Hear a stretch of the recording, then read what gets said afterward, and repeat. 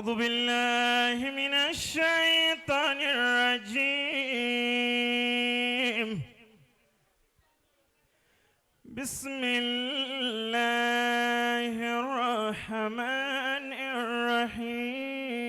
الرحيم نعم. إن الله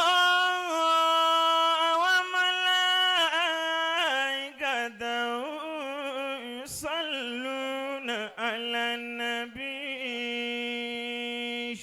المقيبة ما بواجو. يا أيها الذين آمنوا صلوا عليه وسلموا تسليما. بسم الله الرحمن الرحيم. إن الله اصطفى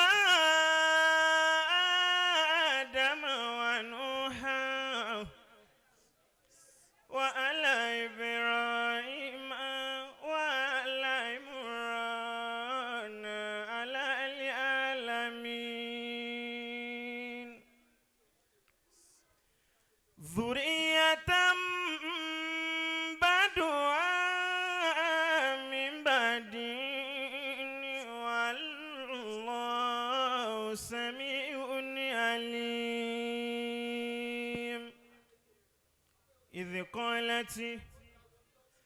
إذ قالت امرأة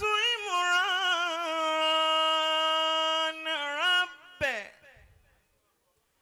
إني نذرت لك ما في بطني محررا فتقبل مني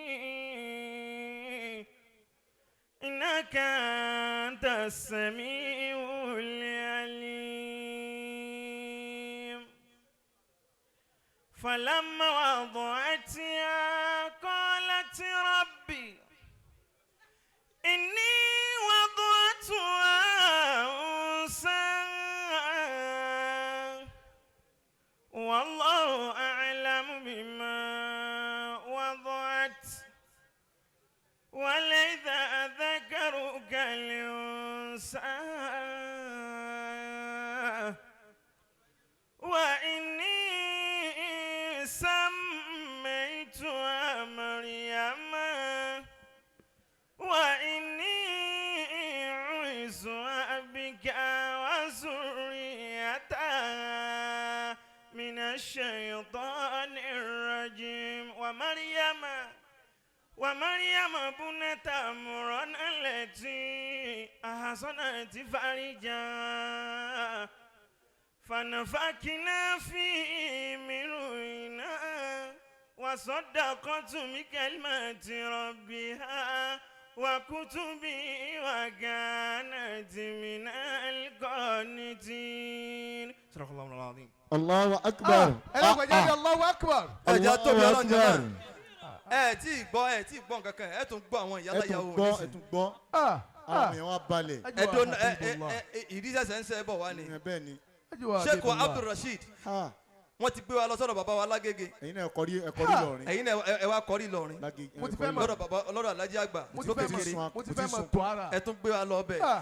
bẹ́ẹ̀ yẹn bá gbálù kùránì tó bá ti bá a dé pé òun fẹ́ tọ̀ ara ẹ chẹ́kẹ̀ ó ní Ah. rúkìá o. bẹ́ẹ̀ ni. mo ti fẹ́ mọ̀ tó ara. ẹnìyẹn ó Ah. pọ́sibù kó ní rúkìá. Ah. Kùránì torí ò- alukùránì máa ń tọ̀yàn irú láàyè. ẹni bẹ́ẹ̀ Kùránì ò bá Allahu láàmú. akbar ajo Habibullah. Jẹ́ kí Kùránì Ọlọ́run ó ní bọ́ jẹ́ ó láàmú. bàjẹ́ pẹ̀lú ògùn Ọlọ́run. Kùránì ò- ayiwa ẹjọ́ Abdulrasheed sábàfẹ́ náà bá kọ orí bíi náà ló ẹ jọ̀ọ́ ẹ ṣeun. Ah. ẹ má máa bọ́ Alhaji orí ọba mọ́. Ọláwálé Ẹni kùránì máa bọ̀. yẹn rìn wọ́n púpọ̀ ẹni ẹ wá gbà. ẹni àwa gbà bẹ́ẹ̀ ti ṣe fún Kẹ́hìndé náà ẹ gbóhùn ẹlẹ́ẹ̀kejì náà nísìnyí insha Allah. pẹ̀lú ògùn Ọlọ́run. òun wà ní sọ̀kalẹ̀ ń tiẹ̀ torí orí òkè ló wà tẹ́lẹ̀. ẹ rí i pé gbà tá à ń ṣe àwọn àdúrà lẹ́ẹ̀kan Alhaji Ọláwálé wọ́n rúnra kí wọ́n fẹ́ rúnra o wọ́n gábà wa lọ́dún. wọ́n wò pé ẹ jẹ́ n máa wò yín ná wọ́n bízì ni. kí n wò bóyá ẹ tún sọ tó da lẹ́nu Tó tún ṣe. àwọn èsì sọ̀rọ̀ olórí burúkú lẹ́nu à ń bọ̀ àdó yín padà. à ń padà bọ̀ mọ̀ pé ẹ padà ṣe lódìdí insha lódìdí Allah rahman. lódìdí.